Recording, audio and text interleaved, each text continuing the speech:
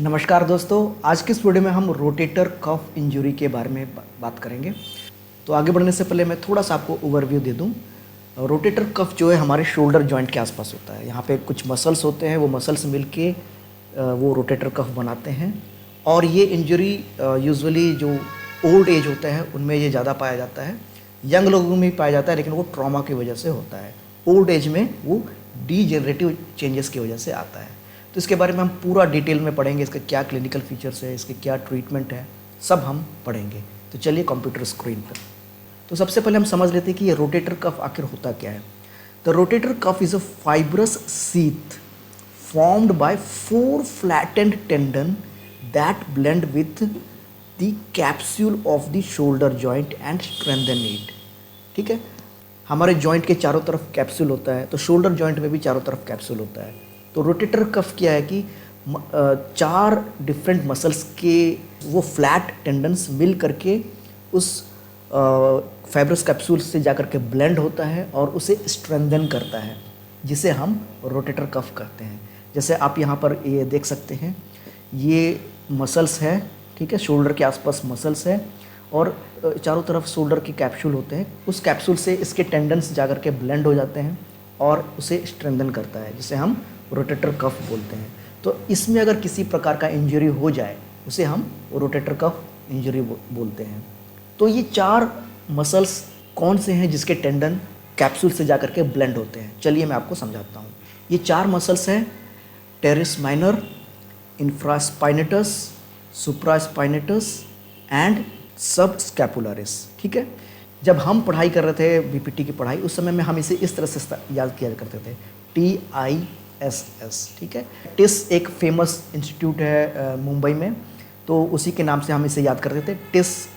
इसमें T for teres minor, I for infraspinatus, S for supraspinatus and S for सब scapularis. ठीक है, इसे याद करने का तरीका ये है। तो अब मैं थोड़ा सा आपको इसको फिगर से समझा दूँ कि कौन कौन से मसल्स हैं, ताकि आपको याद रखने में आसान हो। तो सबसे पहले हम स्टार्ट करते हैं सुप्रास्पाइनेटस मसल्स से। ठीक है, ये सुप्रास्पाइनेटस मसल है। ये जो व्यू है ये पोस्टीरियर व्यू है। जब आप स्कैपुला को आप पीछे से देखेंगे, पोस्टीरियर से देखेंगे, तो स्कैपुला में एक स्पाइन होता है। ठीक है, ये स्पाइन है। ठीक है, यही जाकर के कोराकोइड प्रोसेस बनाता है और वहाँ से एक्रोमियन प्रोसेस आकर के एक कोराको एक्रोमियन जॉइंट यहाँ पे बनाता है। ठीक है, तो जस्ट स्पाइन के ऊपर यहाँ से मसल एक निकलता है।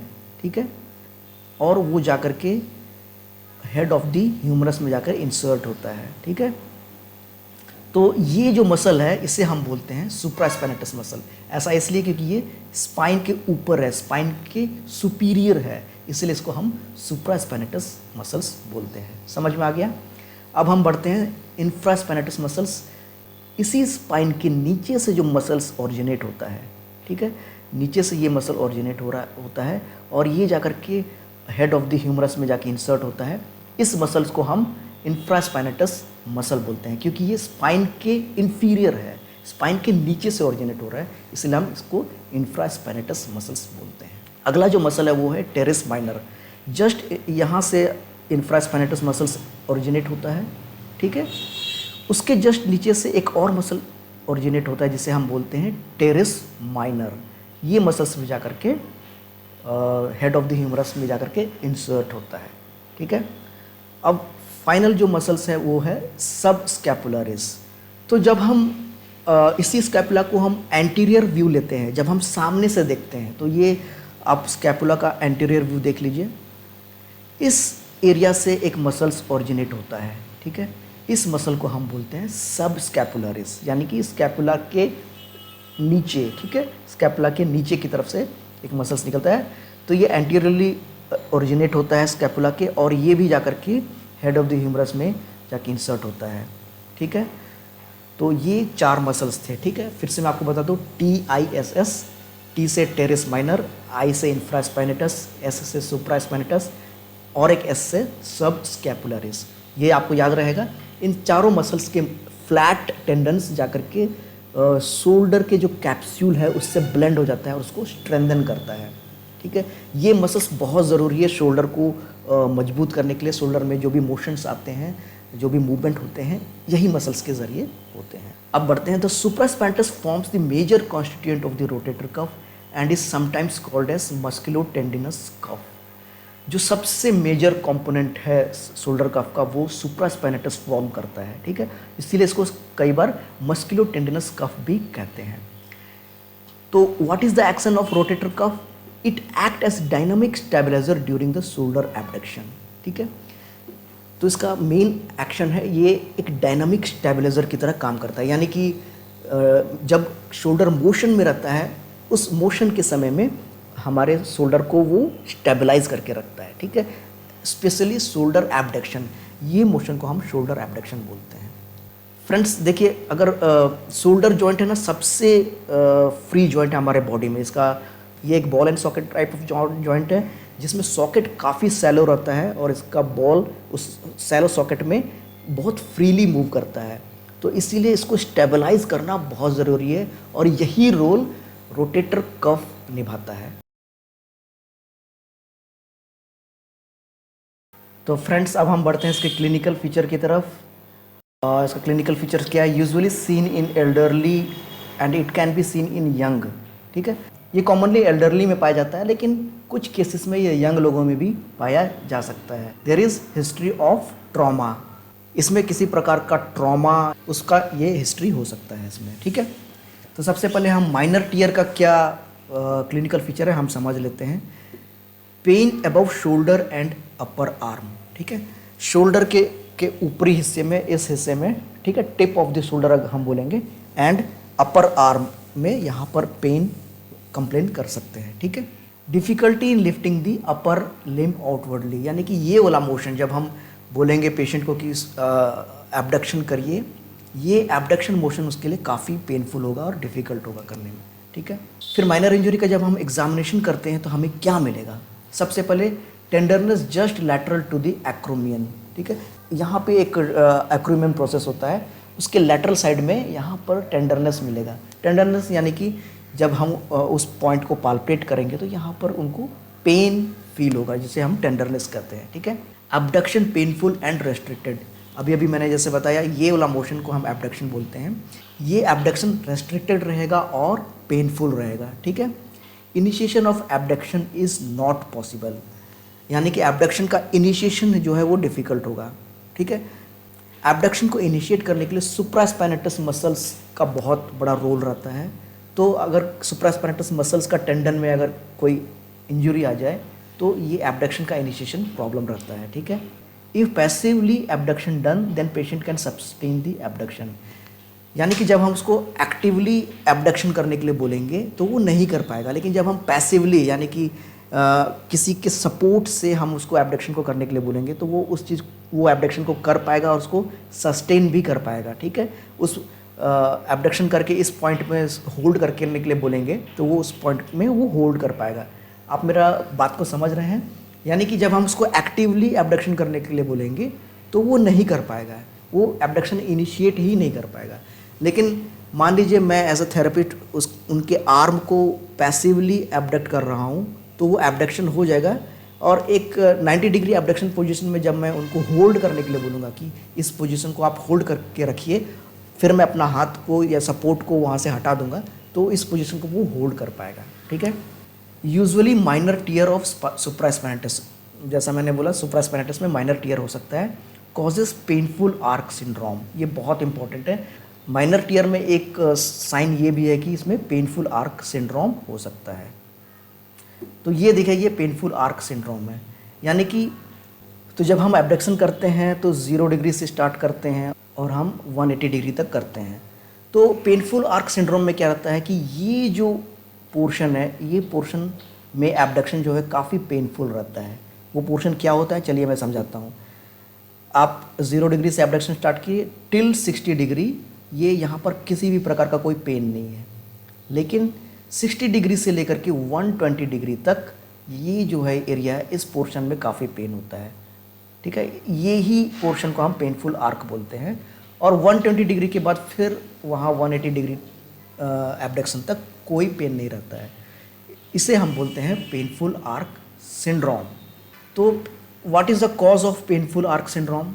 माइनर टीयर ऑफ सुप्रास्पाइनेटस जैसे मैंने बताया, calcific deposit of supraspinatus tendon, यानी कि एज के साथ क्या होता है कि सुप्रास्पाइनेटस टेंडन में कैल्सिफिक डिपॉजिट स्टार्ट होने लगता है, तो इस कैल्सिफिक डिपॉजिट की वजह से भी वो पेनफुल आर्क सिंड्रोम होता है। सब एक्रोमियल बर्साइटिस, एक्रोमियन प्रोसेस के नीचे में एक बर्सा होता है। बर्सा एक क्लोज्ड सैक रहता है जिसके अंदर में फ्लूइड भरा हुआ रहता है, ठीक है। वो ज़रूरी है मूवमेंट को अलाउ करने के लिए, मूवमेंट को के लिए रूम क्रिएट करने के लिए। तो अगर उस बर्सा में किसी प्रकार का इन्फ्लेमेशन आ जाए तो उसको हम बर्साइटिस बोलते हैं। तो सब एक्रोमियल बर्साइटिस जब हो जाए तो भी पेनफुल आर्क सिंड्रोम देखा जाता है। Crack fracture of greater tuberosity, ठीक है। ग्रेटर ट्यूबरोसिटी में क्रैक फ्रैक्चर आ जाए, देखिए ये हेड ऑफ द ह्यूमरस है, ठीक है। यहाँ पे है ये जीटी, मान लीजिए इस जीटी में या फिर ग्रेटर ट्यूबरोसिटी में किसी प्रकार का क्रैक फ्रैक्चर आ जाए तो भी वो पेनफुल आर्क सिंड्रोम हमें दिखाई देता है। अब हम बढ़ते हैं मेजर टीयर पे। तो मेजर टीयर में क्या होता है, there will be history of trauma, patient complain of pain over shoulder, restriction of lifting upper arm outwardly. जो कंप्लेन माइनर टीयर में होता है वो मेजर टीयर में भी रहेगा। शोल्डर के टिप में पेन रहेगा, इस एरिया में पूरे शोल्डर एरिया में पेन रहेगा, और शोल्डर एब्डक्शन या फिर शोल्डर को आउटवर्ड उठाने के लिए जब हम बोलेंगे तो वो उसे नहीं कर पाएगा। जब हम एग्जामिन करेंगे मेजर टीयर में तो हमें क्या मिलेगा, there will tenderness just lateral to the acromion process, ठीक है। Gap will be felt just lateral to the acromion process, acromion process के लैटरल साइड में यहाँ पे टेंडरनेस भी रहेगा और हल्का सा हमें यहाँ पे गैप भी मिलेगा। जब हम पाल्पेट करेंगे तो वहाँ पे हमें गैप फील होगा। एब्डक्शन विल बी रेस्ट्रिक्टेड, ठीक है। If passively abduction done, patient can maintain abduction by deltoid muscle. Same चीज़ जैसा मैंने अभी आपको समझाया, पैसिवली जब हम एब्डक्शन करने के लिए बोलेंगे तो वो कर लेगा by the action of the deltoid muscles. Deltoid muscles यहाँ पे ये जो बल्क मसल्स है इसे हम डेल्टॉइड मसल्स बोलते हैं, ठीक है। और फिर ड्रॉप आर्म साइन पॉजिटिव रहेगा, ठीक है। ड्रॉप साइन में क्या होता है कि हम पैसिवली पर्सन को शोल्डर एब्डक्शन करने के लिए बोलेंगे, ठीक है। पैसिवली शोल्डर एब्डक्शन करेंगे, हम हेल्प कर देंगे, फिर इस 90 डिग्री पोजीशन में हम उसको होल्ड करने के लिए बोलेंगे इस एब्डक्शन को, ठीक है।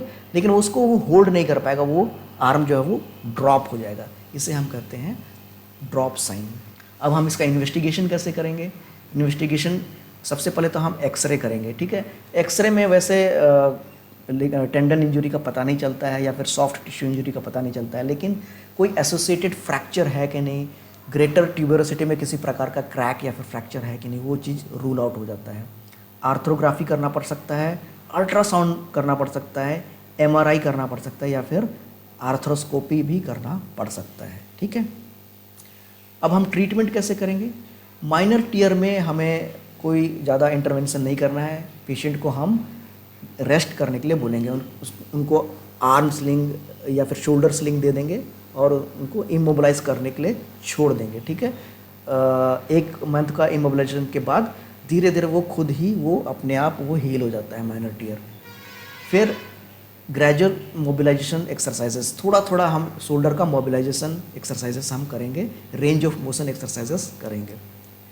अगर फिर फिजियोथेरेपिस्ट के पास रेफ़र किया जाता है पेशेंट को, तो फिजियोथेरेपिस्ट उनको अल्ट्रासाउंड देगा और आईएफटी देगा। अल्ट्रासाउंड और आईएफटी जो है वो टेंडन का हीलिंग प्रोसेस को स्पीड अप कर देता है, वहाँ पे ब्लड सर्कुलेशन को बढ़ा देता है, जिससे उसका हीलिंग प्रोसेस जो है वो स्पीड अप हो जाता है, ठीक है। और पेन में भी वो रिलीफ करता है। अब हम बढ़ते हैं मेजर टीयर। मेजर टीयर में हम क्या करेंगे, treatment varies with age, age के साथ ट्रीटमेंट वेरीज होता है।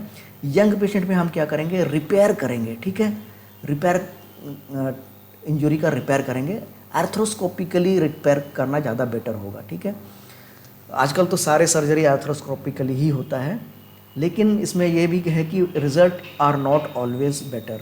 After repair start mobilisation after 4 week, repair के बाद 4 वीक्स के बाद मोबिलाइजेशन एक्सरसाइजेस शुरू कर देना है, ये हम फिजियोथेरेपिस्ट करते हैं, ठीक है। तो देखिए ये माइनर जो टीयर है वो किस तरह से इसका रिपेयर किया जा रहा है।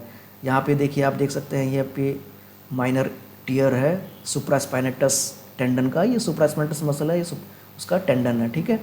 इसे यहाँ पर स्क्रू डाला गया है ये एब्जॉर्बेबल स्क्रू है, यानी कि वो समय के साथ बोन उसको एब्जॉर्ब कर लेता है और इसमें ये सूचर डाला गया है, ठीक है, और इसे यहाँ पे रिपेयर किया गया है, ठीक है। इस तरह से रिपेयर करके फिर 4 वीक्स के बाद मोबिलाइजेशन एक्सरसाइजेस स्टार्ट किया जाता है।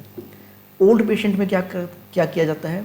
Operative repair is contraindicated because of the degenerative tendon जो है डीजेनरेट हो चुका रहता है एज की वजह से, इसीलिए वहाँ पर ऑपरेशन जो है या फिर सर्जरी जो है वो कॉन्ट्राइंडिकेटेड है, अवॉइड ही करते हैं सर्जन लोग, ठीक है। अर्ली स्टेज में रेस्ट दिया जाता है, फिर ग्रेजुअली मोबिलाइजेशन दिया जाता है। फिजियोथेरेपिस्ट लोग अल्ट्रासाउंड और आईएफटी देंगे। अगर वो एथलीट हैं और यंग लोग हैं तो ऑपरेटिव रिपेयर करना पड़ सकता है, ठीक है, क्योंकि यंग पेशेंट में और एथलीट्स लोगों में हीलिंग प्रोसेस जो है वो स्पीड रहता है और हील होने का चांस ज़्यादा रहता है, इसलिए उनमें सर्जरी किया जाता है। तो रोटेटर कफ इंजरी के बाद कौन से रिहैबिलिटेशन एक्सरसाइजेस करना चाहिए? जैसे मैंने अभी आपको मोबिलाइजेशन बताया, कौन से एक्सरसाइजेस आपको करना चाहिए, इसके पर मैंने बेहतरीन एक आर्टिकल अपने ब्लॉग में लिखा है, जिसका लिंक मैं डिस्क्रिप्शन में दे दूँगा। वहाँ पर जाके आप उसको पढ़िए, ये आपके लिए भी फ़ायदा रहेगा और आप अपने पेशेंट को भी आप एक्सरसाइजेस सजेस्ट कर सकते हैं। ये वीडियो कैसा लगा? उम्मीद करते हैं आपको हेल्पफुल लगा होगा। Thank you for watching friends, bye.